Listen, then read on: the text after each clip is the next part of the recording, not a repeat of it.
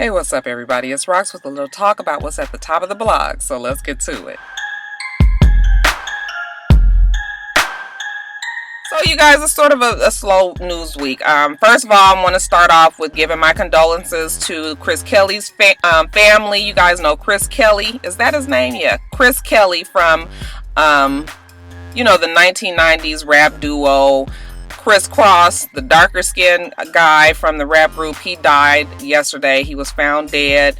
And they are suspecting that it was from a drug overdose. They said that he had cocaine and heroin in his system, but I guess we're still waiting on the official autopsy report of exactly how he died. Very sad. He's 34 years old, so young, okay? I actually thought that maybe he would have been older than that, but then I was like, yeah, I guess that's right. They were pretty young back in the 90s. But you guys, we all had a moment with Criss Cross. I never wore my stuff backwards, but because I was a little bit older, but I saw that the kids were doing it, and it's just really, really sad. I know there were always rumors floating around about his health, and I remember hearing back in the day that he had even had HIV.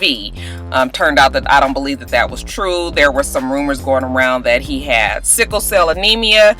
He had gone through many lengths to make sure that everybody knew that he didn't have any of that and that he was very healthy some years ago. But there's always been slight whispers about him having some drug issues. They did just perform in Jermaine Dupri's 20th anniversary out here in Atlanta for So Def. And, he looked like maybe he might have had a little bit of a rough life, but a lot of us do. But I didn't think that he looked all that bad. I mean, he definitely didn't look strung out or anything like that, and I thought they did an okay job. So yeah, real sad, just sad. It was all on the radio this morning, obviously because we're in Atlanta and that's where he was from, and that's where their roots are. So just wanted to give my condolences to Chris Kelly. Okay, rest in peace.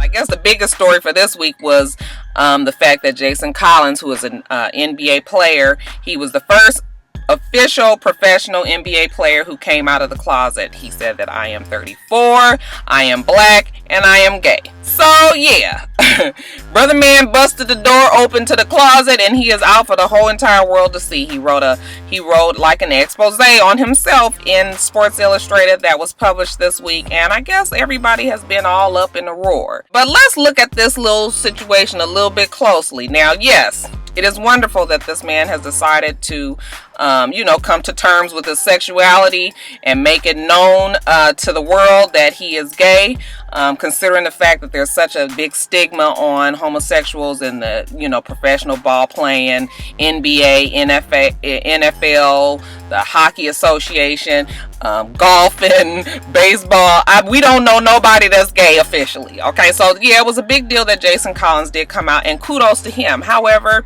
Jason is about to end his NBA career. While it is very commendable, is that the word that I want to use? Yeah, commendable. Put the double on the end. It is very commendable that he came out of the closet. He's coming out at the end, okay? He's probably not going to play next season. I don't even know if somebody is going to pick him up next season. So really, he was on his way out the door.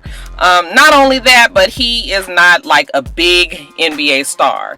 And while this does have some impact on getting the gays accepted in the professional ball playing, I still believe that we need a very big name. Okay, we need like a Kobe or LeBron, a big name player to really come out of the closet. Not saying that they're gay, of course, but just somebody of that stature. Maybe not even as high up as them. Okay, let's say a Chris Duncan or because I done already had a little. Is that his name, Chris Duncan?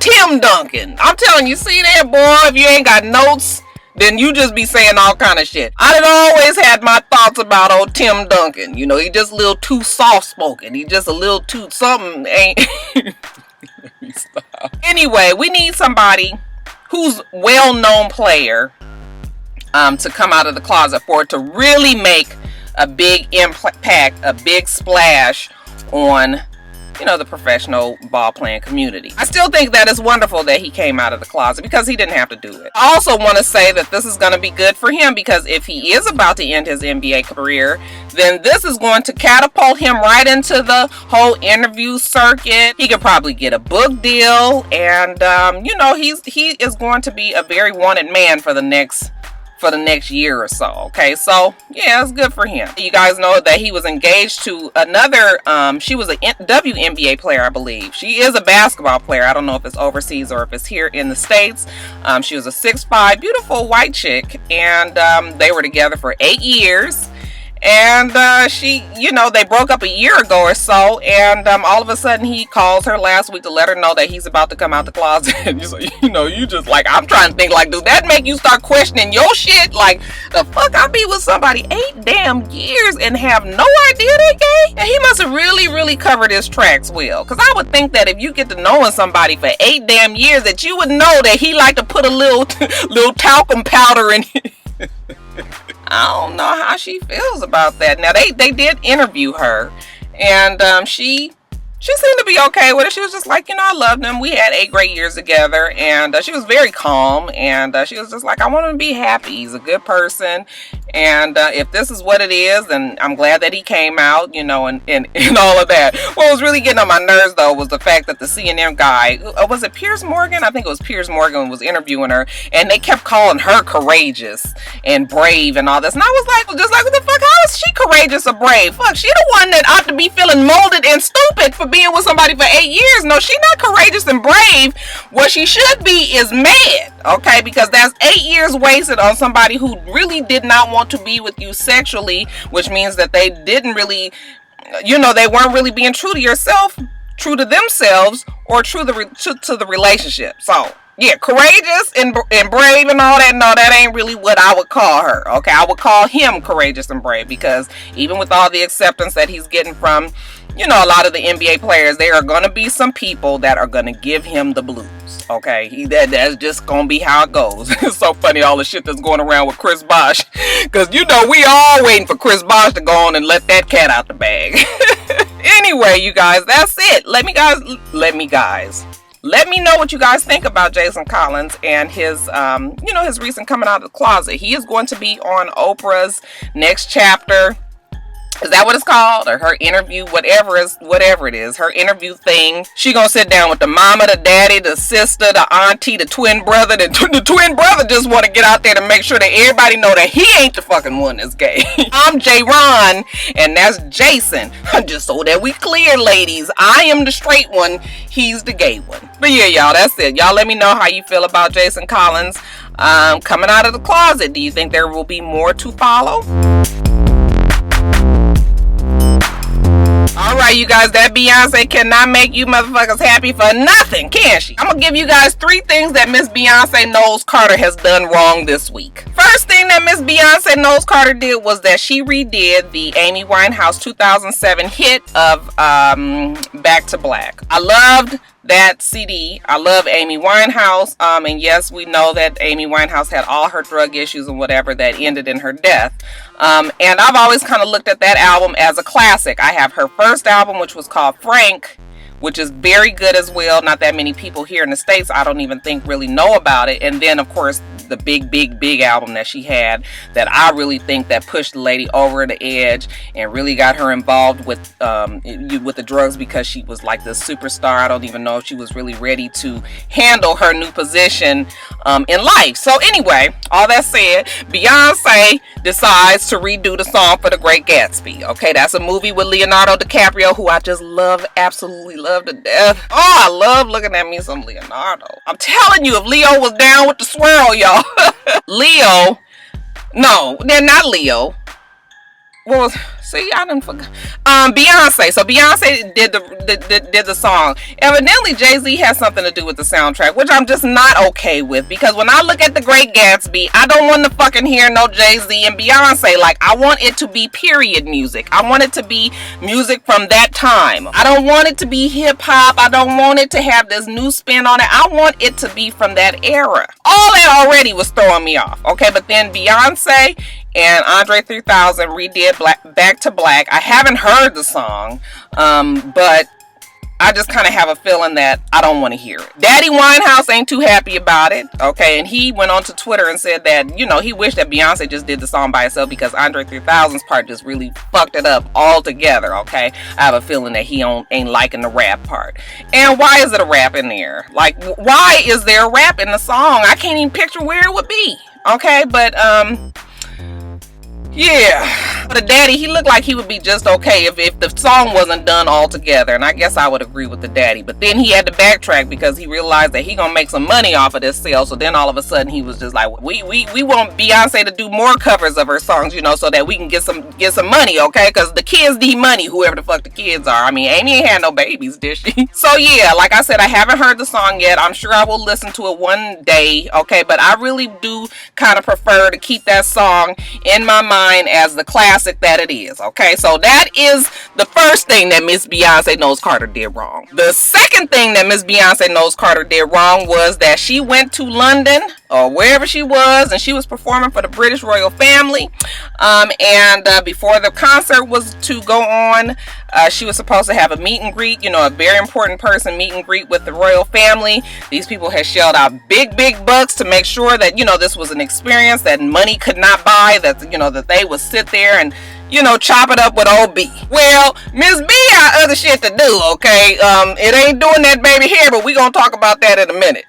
I don't know what exactly happened, if we got times mixed up, you know, if the time got away from her, if she was asleep, she was taking a nap, whatever it was, but Beyonce did not make the VIP meet and greet, okay? And the royal family was quite pissed about it. She did try to make up for it, going to them, you know, in her performance, going out to the audience and talking to them and having them sing whatever the fuck she was doing, but that really wasn't what they wanted, okay? Ain't nobody really trying to be like, I'm at your concert, what the fuck I need to be singing for? I don't want you to put the damn mic in my face. I want you to sing. I want you to come talk to me like when I paid this $15,000 to sit down and talk to you for 20 minutes, okay? That's what I want you to do, Beyonce. And they kind of pissed at old Beyonce in London. I don't know how she gonna make this one up, but I'm sure she will. I mean, that poor Beyonce, she can't do shit right, can she? Boy, people be pulling at her left and right. I would hate to be Beyonce. I would love to have Beyonce's money. I don't think that I would ever really want that type of fame when you can't never make any kind of wrong move and everybody's all down your back. Okay, so that was the second thing that Miss Beyonce Knows Carter did wrong. The third thing that Miss Beyonce Knows Carter did wrong was she went out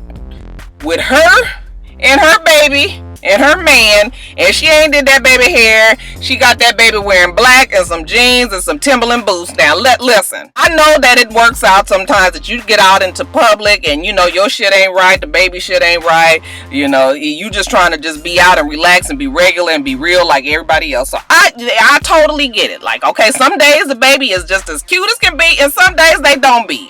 We've all had that issue, so I don't really care that the baby's hair is not done. I mean, I do kind of wish she would just get like the goodie brush and get her some royal crown and, you know, brush it back and put a little bow on it. Just put a headband on it. I'm not talking about no whole bunch of, you know, the buckwheat 15,000 braids and pigtails and all of that. I'm just saying we can push a bow back on there, but it's okay. You don't have to, okay? The little girl's cute. But I will say that I just wish they wouldn't put the baby in black with some Timberland boots and jeans. Like me, like I, you know, as liberal as I am, I think little girls should be dressed like little girls, because they're gonna have all the rest of their time in their life to do whatever they want to do. So this is the time where you make them sit their ass down there and put that damn cute little petticoat on and a dress and a little hat and all of this. Black is such a harsh color. Like, black is so, like, you know, I just be feeling like the dye is gonna do something to their skin or something. It's like she gonna get an infection from that. I don't like to see even little boys in black. I like to see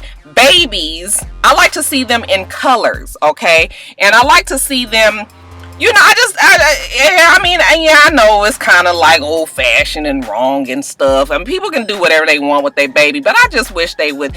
I don't know, y'all.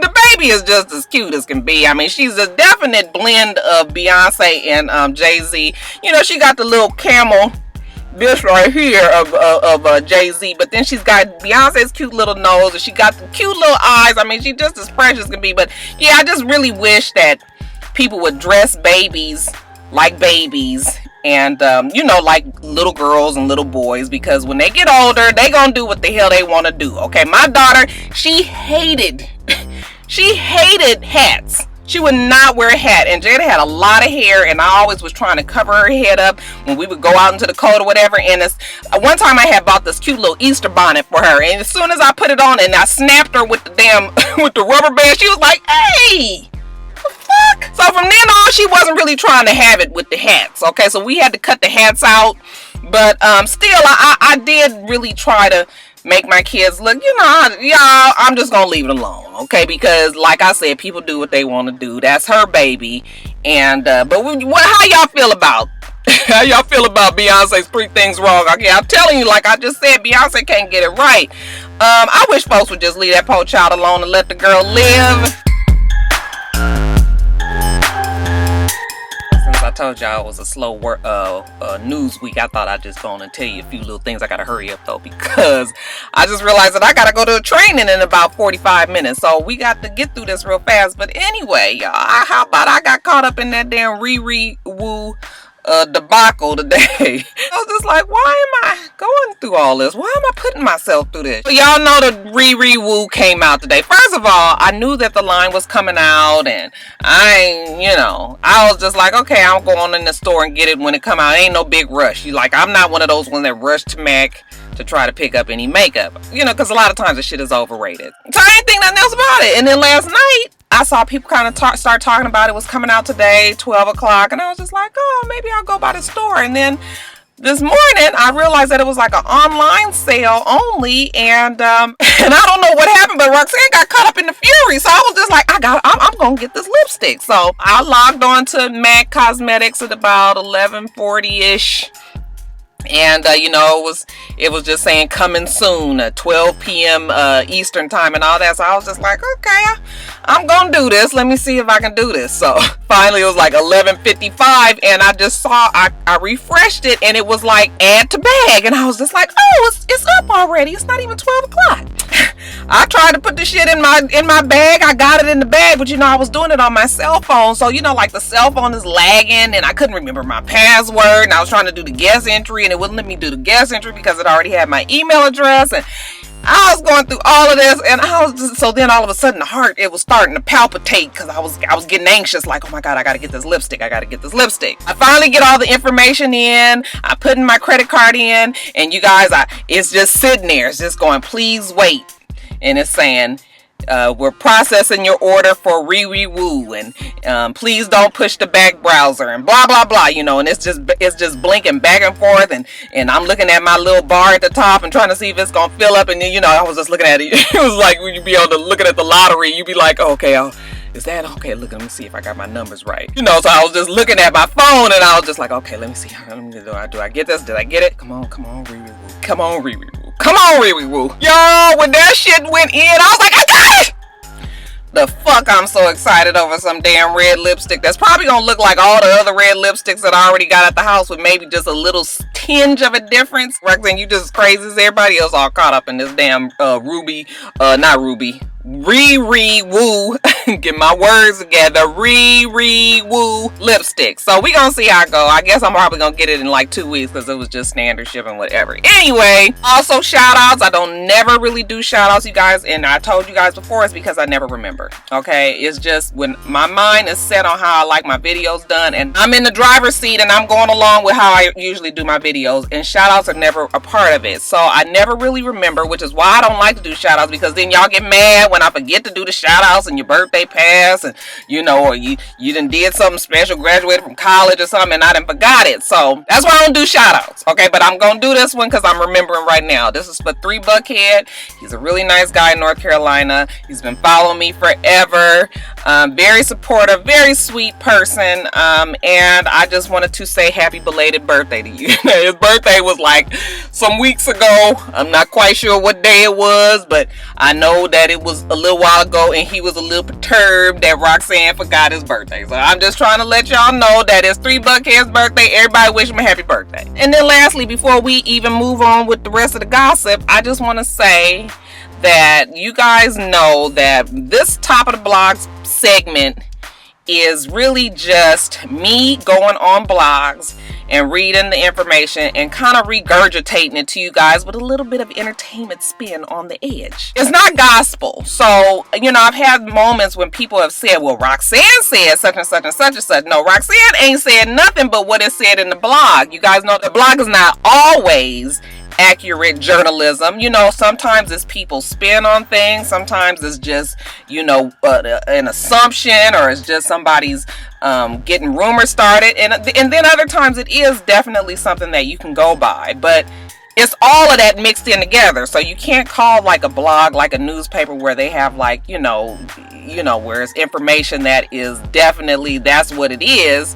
You know, ain't nobody doing no for real background checks and trying to find out if this information is correct and this and that and the other. I mean, yeah, if they're a responsible blogger, they try not to just put any bullshit up. But like Media Takeout, and some of these other ones, I'm not gonna say because I don't want to, you know, because we kind of do the same thing. But you know, some of them are way more fantastic.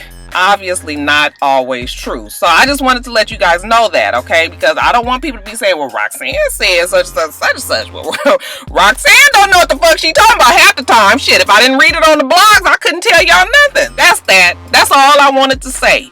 And then we gonna get on back to the rest of this so I can get on to this meeting. So you guys, Lil Wayne, he did some extra verse on somebody's CD. I don't know who it was. Maybe it was Future. And he, in one of the verses, he's talking about beating the pussy up, and he references, because you know they like to do all these different little cute little wordplay.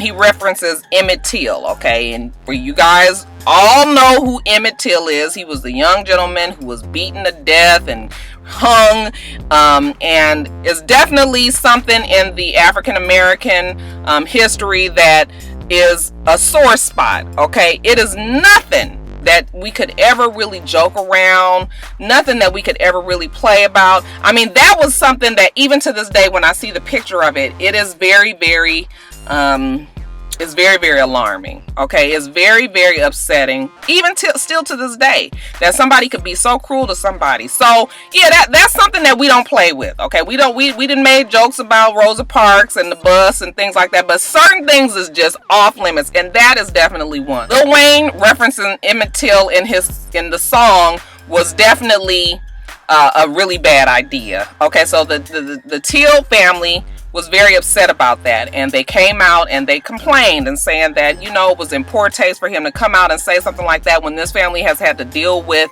you know, all the repercussions of what has happened to their child, you know, son, brother, uncle, cousin, whatever he was. But yeah, you know, it was very insensitive of Lil Wayne. So it was a lot of pressure that was building. They said that they eventually decided to get with Mountain Dew and try to get with some of his what they screaming about? They eventually decided to get with some of his endorsers because they saw what happened with Rick Ross, okay? Because Rick Ross was dropped like a hot rock by Reebok after he said that shit about date raping somebody, okay? So I guess they got the idea to talk to some of Lil Wayne's endorsers. Now, once he got the wind of that, because now you messing with the money, Lil Wayne did come out and say, didn't really apologize, but what he said was, you know, I will never use his name again. I won't reference his name or the family or, you know, the incident or anything like that. And you know, but I am a rapper and I'm an artist and I use wordplay and things like that, but never really just said I am sorry for the pain that my words have caused your family. And I think that's what they wanted him to say. He, for whatever reason, has decided that he's not going to say that. Certain things we just need to just admit that we shouldn't have did it, and we need to just say sorry and just move on, okay? But now he hasn't said that, so I believe that they're really going to put the pressure on to get him dropped from these different endorsements, and we'll keep our eye on it because we'll see if anything happens. I mean, people have to be held accountable. Yeah, we joke around and we kid, but like I said, there's a time and a place for everything. That definitely is never the time or the place in a rap song talking about having sex to put Emmett Till or his image or his likeness or anything like that in the song. So yeah, all this stress, then stressed the po' boy out and then gave him a damn seizure. He didn't had a seizure again, you guys, the other day. His damn bodyguards found him. I was like, good thing he got a motherfucking bodyguard up in that house, because damn, if they didn't catch him falling out and being knocked out on the floor some damn where, ain't no telling what might happen to him, because can you die from seizures? Bodyguards found him again. He was knocked out, and they took him to the hospital. Now, what I really want to know is, when did Lil Wayne become epileptic? I just don't really remember hearing that. Not that I am a big Lil Wayne fan, not that I follow him. I wouldn't know one way or the other. But yeah, it's just like all of a sudden he's got epilepsy and he's suffering from all these seizures. But what is bringing him on? Why can't we get control of these seizures? I'm still wondering. Something is fishy with this whole Lil Wayne and these seizures and different things going on with him, and I just feel like something is getting covered. I want Lil Wayne to get it together. Okay, I want it to be okay. But I really, if he is still doing drugs or scissor or whatever it was that he was doing with the promethazine and the gasoline or whatever it was, yeah, Lil Wayne, I'm gonna need you to get it together. Keeping an eye on Lil Wayne, okay, and this whole Emmett Till thing. We're gonna see how that plays out. I watched R&B Divas. I actually watched it this morning, but don't tell nobody. It was pretty good. I actually think that TV One is doing a really good job with this show. You know, TV One is, for the most part, they got some more bullshit ass shows on that channel, but I do like their what is it called?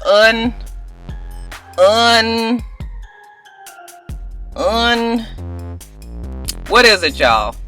Something. I can't even think of it. But anyway, I do like that show where they go back and talk to, you know, different R&B, different artists, entertainment, musical artists of, you know, back in the day. So yeah, that's a good show. But anyway, this show is good and it's very entertaining. And they got a lot of good characters on there. And yeah, it's a cool show. Now, I watched it. And I'm just going to tell you guys from right now, we got everybody is a little different this season. Now, we got Kiki Wyatt, who you guys know her voice. It does something to me. She just got one of those voices with the stank on it. Is Kiki becoming a diva? Like, do we need to be concerned? I mean, I know that last season Kiki was not really that secure, okay, in her life, okay, you know, and I really was she really touched me, because I thought she was crazy originally, but when she had that sit down talk at the table, when she just felt like, when she said that she never feels like she's anything, and you know, she can't do anything without her husband, you know, I felt for her. But this season, I think Kiki is really, now she feeling herself. She knows that she is a star now, okay, and that everybody now is really rooting for her. So, you know, she was still funny, she was still entertaining to me, but you know, the fact that she left her little musical thing when they was trying to, now I would have been pissed with the Martin Luther King thing, because like, I'm a singer, I'm not gonna get up here and be off key or in the wrong key and be, you know, for people to be laughing at me. Like, that's not what I'm really trying to do. But when she went to go do her practice thing with Avant, and you know, she was upset that he wasn't there, I mean, shit happens. I mean, they gotta sit in for you, just practice your part. But you know, for her to just walk out, I was just like, okay, Kiki girl, I hope you ain't fixing to be divified on me. I don't think she is, but that's something we gonna have to just keep on looking at to see. Now, the whole big story of the show, of course, was the fact that Selena Johnson wanted to, you know, wants these girls to all go on tour, and she wanted to get everybody together so that she and her sister can put out the idea into the air all at one time. Faith, I really think Faith is trying to get herself off this show, but she just can't seem to do it. But she wasn't going to be in town. However, they were going to have Monifa, they was going to have Kiki, and we was hoping for Nikki. You know, they're all at Selena's house, and Kiki and Monifa's there, and you know, them three together, like, you know, they all like the three musketeers, okay? So they all get along just well, and they work really well. And I guess in a perfect world, we would just really like for them to be on the show, but then it's like it would be no conflict, and it would be kind of boring. And then the doorbell rings, and who should it be but Nikki? Okay, now Nikki Gilbert, I don't know what the fuck is wrong with Nikki. Oh my God, that Nikki is just special. But then I also have to say that Selena, now I love Selena Johnson, and she was just as sweet as pie last season. I really thought she was too sweet.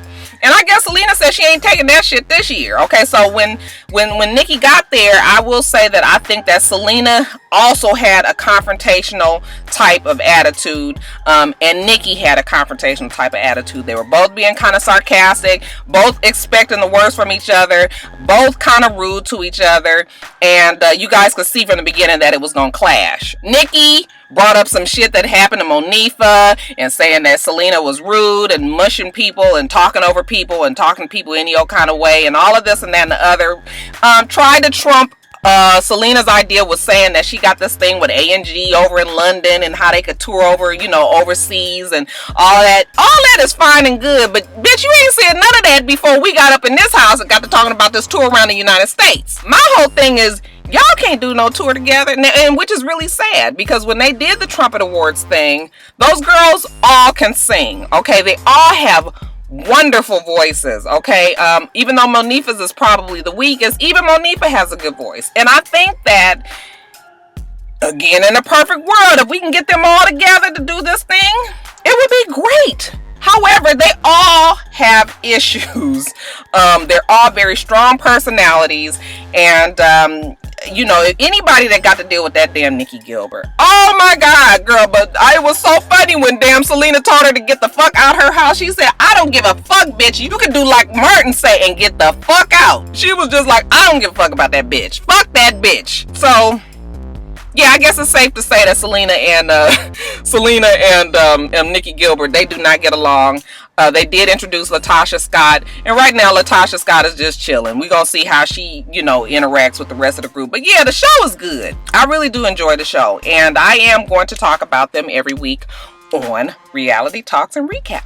Braxton Family Values, you guys, I watch the show. I watch it on the weekends, and is this the last season? 'Cause I'm tired of this whole, like, what is this new direction with everything being family time and sister time, and like, are we grown? Why are we what is all this that we all got to move as a unit all of a sudden? Like, I noticed this is a show and it's Braxton Family Values and everything, but everybody still has individual lives, so I can't get with the sister time and the family time and the mama and the daddy time. And it's like, y'all grown. You know y'all don't spend this much time together. Like, I don't know. I'm just wishing the show was over. Oh, y'all still watching that show? I mean, I know people still watching it because I know Ashley still does her reviews for it. And do Bondi do? I don't think Bondi does a review for it. But anyway, y'all, what y'all say about Braxton Family Values? Y'all think that it is warranted for another season? And lastly, y'all, Real Housewives of Atlanta, just a couple of real quick things. First of all, Mr. Peter Thomas has come up with the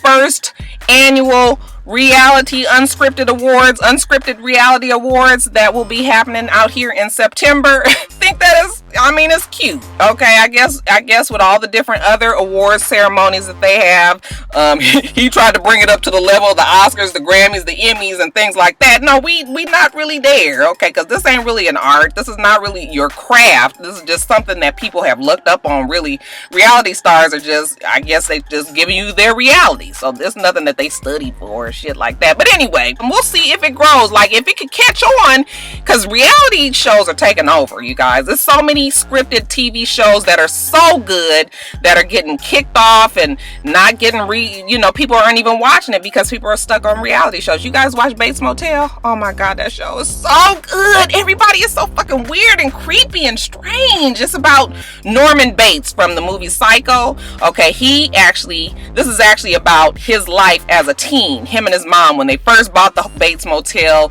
and all the shit that's happened in the city to get him to the place where he was in the actual movie from the 1960s classic Psycho. So it's good, y'all, and it's great, but different shows like this don't get watched because we so wrapped up in the bullshit that is reality shows. That's it. I was just letting y'all know that Peter Thomas got this unscripted reality show awards that's coming up, and I am definitely open for that. So if anybody is watching this video and y'all want to invite me to the awards, then shit, Rocky is there. And lastly, you guys, Portia.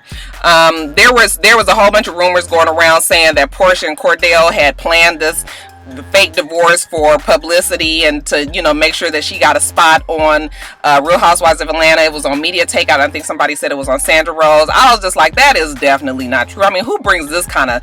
who wants to look this stupid in the news media? Okay, on purpose, lie about it and all of that. Yeah, I didn't believe that. And Portia did come out and say, you know, this basically the same thing. Like, why would I put myself through this just to get guaranteed a spot on a show? Now, we all know that did get her the spot on the show for next season, because she was, you know, she had been pretty much got on everybody's nerves, and I think that everybody was ready to get rid of her. So yeah, it wasn't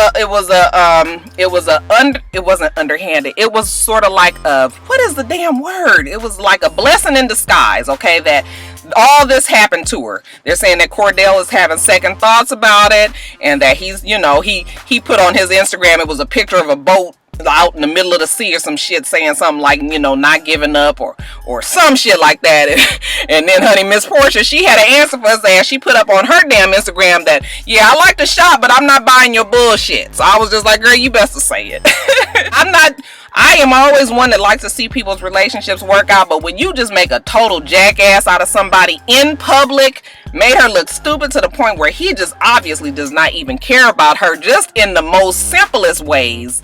All I will say is he would have to work way, way, way harder to get back up in between these fucking legs. This nigga would have to get a goddamn crane to get these goddamn legs open. Y'all, that's it. I got to get to this training. It is 1:32. I'm 2 minutes late. Let me hurry up. We do this every week, so make sure that you rate, comment, and subscribe, and make sure that you come back.